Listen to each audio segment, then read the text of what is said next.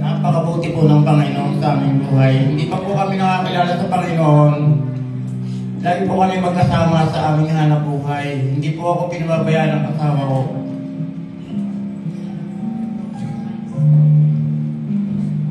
Very supportive po.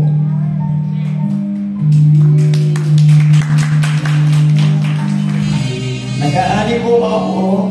Siya naman po naglalak ko ng kakanin sa tubigan. Pagkatapos po ng kanihan, marami pa po kami mga pinasukang mga hanap buhay. Lagi po kami magkasama. Hindi po niya ako iniiwan. At yung po ang pinagpapasalamat ko sa asawa ko, napakabuti. Napakabuting asawa po niya.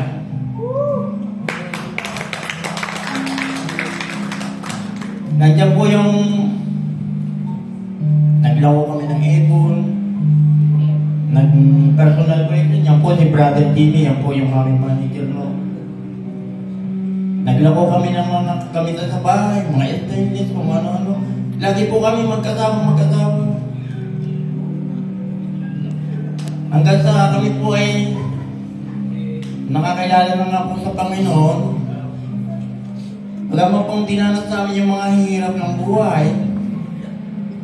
Nung kami wala pa sa Panginoon, subalit nung kami po makakilala sa Panginoon, naging magaan po ang lahat. Pagkaman po kami mahirap lamang, mayroon po kaming kasiyahan, kaligayahan sa buhay.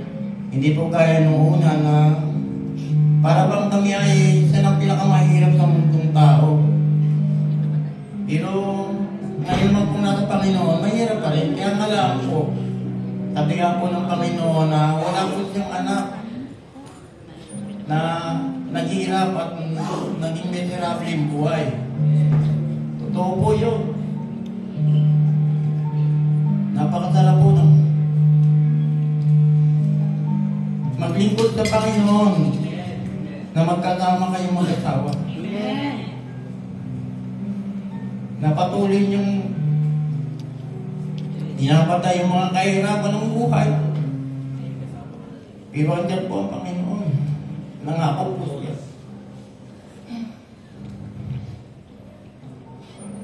Hindi po niya tayo pinababayaan. Sa kabila po ng lahat na kami po ay nagsusulo na po.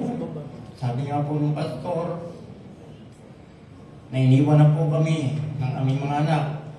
Dahil sabi nga po nung iba, nako, kung hindi lang gawa sa ating mga anak, hindi po ganun. Dahil sa huli nga po, tayo din mag-asawa yung magkasama. Iiwan po tayo ng ating mga anak at yun po ay tinatalas namin. Malungkot po ang buhay, pero andyan po si Kristo sa aming puso. Na siya po nagpapasaya at nagpapatibay ng aming mamahalan. Hindi po kami aabuti ng ganitong katagal na pagkasama. Nakakilala po kami sa ating Panginoon. 1983. 1985 po kami about noon. Hanggang ngayon po, naglilingkod pa rin po kami. Kahit pa po ano yung tungkuling ibigay sa amin ng Panginoon, sa ating pong panambahan, masaya po kami. Wala po kami reklamo. Andiyan po si Brother Jimmy. Kahit saan po kami ilagay niya, kami po'y natutuwa at magagalak. Dahil na lang po namin ng Panginoon po ang aming naglilingkod. Maraming salamat po. Salamat po tayo lahat ng ating Panginoon. Magtumaybay po kayo ng mga couple.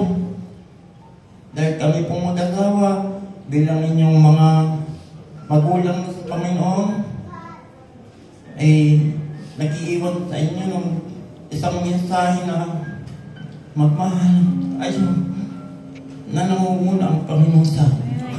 Salamat.